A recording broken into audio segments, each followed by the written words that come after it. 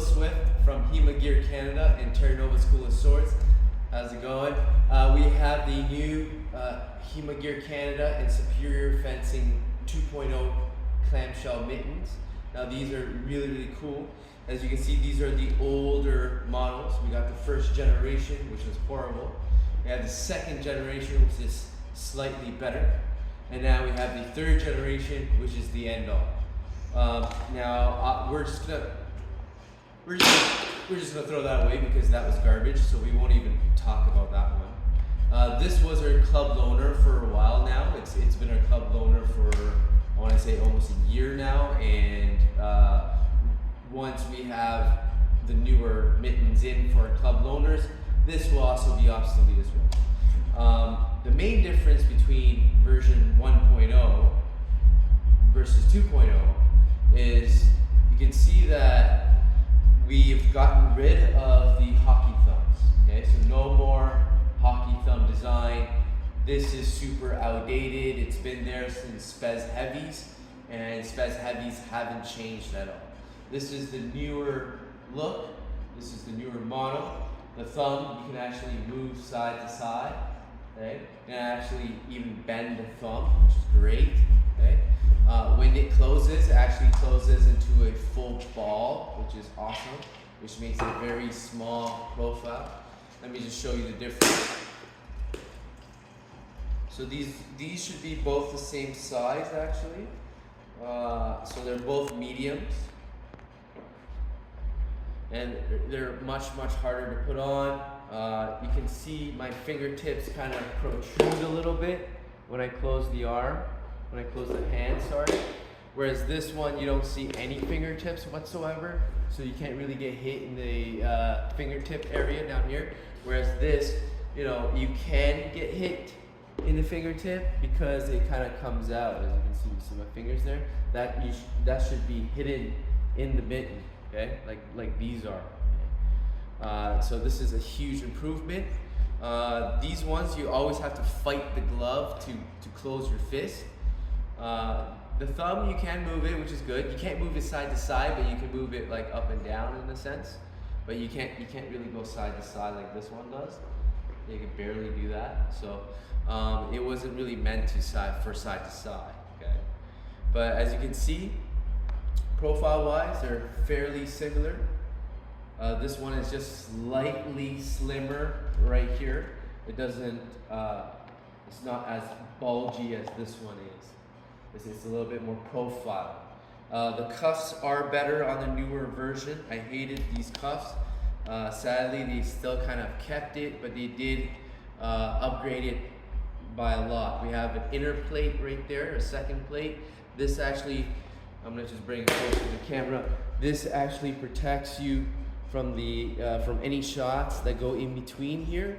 A lot of gloves ignore this area. This is the wrist rotator cuff. If you take a hit right there, it could be devastating for you. So the fact that this glove has that, that's a huge bonus.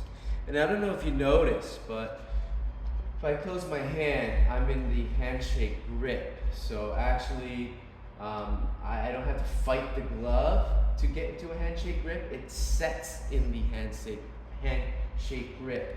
So that when you are holding your sword, it just feels very natural. And as you can see, you can't see my fingertips coming out at all. So I can't really get hit in the fingertips. The thumb, I can actually move side to side. Okay?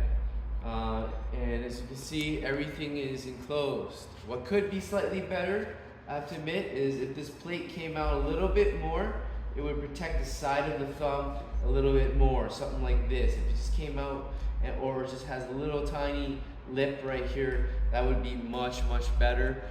Sort of what the Gabrielle has. It has like a little tiny piece of plastic that goes over like that. That would be excellent. And of course, suggestions, if they can extend the cuffs a little bit longer, that would be good.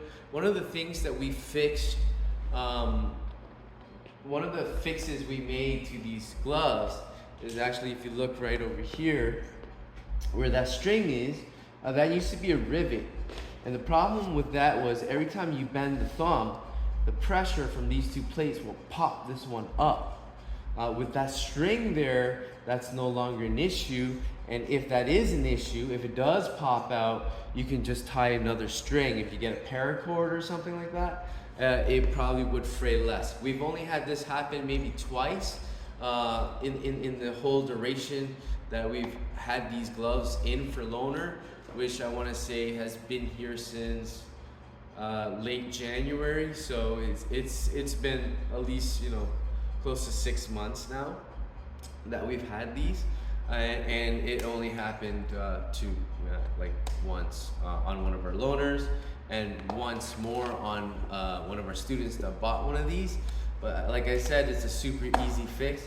If it was a rivet, it'd be much harder because you would essentially have to rivet it on.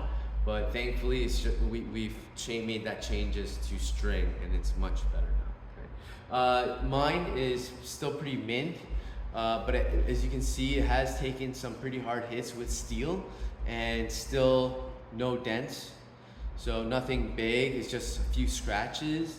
There's just aesthetic scratches, you can't feel them or anything. So that's really good. My rivets have not popped up yet, so that's a bonus. If none of this information sells it to you, I hope this will. So glove, saber.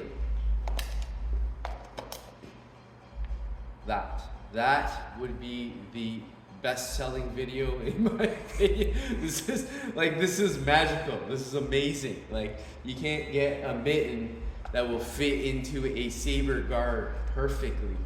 So that is insane. Okay. If these came in a 5-finger, then I could probably even hold and use a side sword or something. Even better, that'll be the future.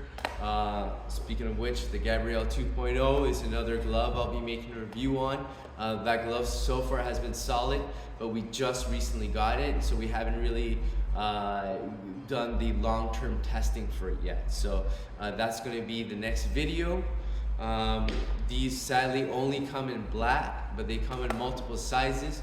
You could try to get them custom with us, and the beauty about these gloves is they only cost less than $250 Canadian, which is dirt cheap for amazing mittens.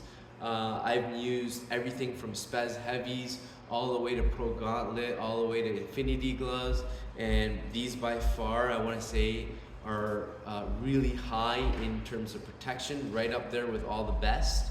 But for price-wise, it is way better than all of them price-wise. Okay.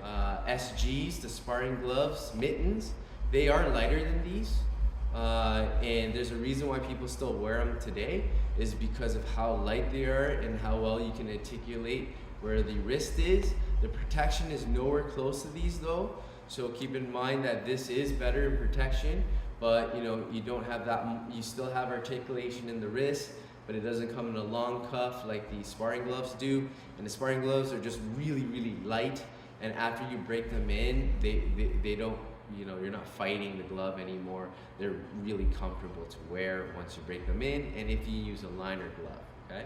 That's all I have to say about these gloves. If you like any other information, please feel free to send us an email at sales@HEMAGearCanada.com. We are constantly working with companies like Superior Fencing to come up with you know, future new gear for the future, and it helps when we are fencers ourselves, testing the product out and giving them feedback. Thanks a lot. This is Phil Swift from HEMA Gear Canada.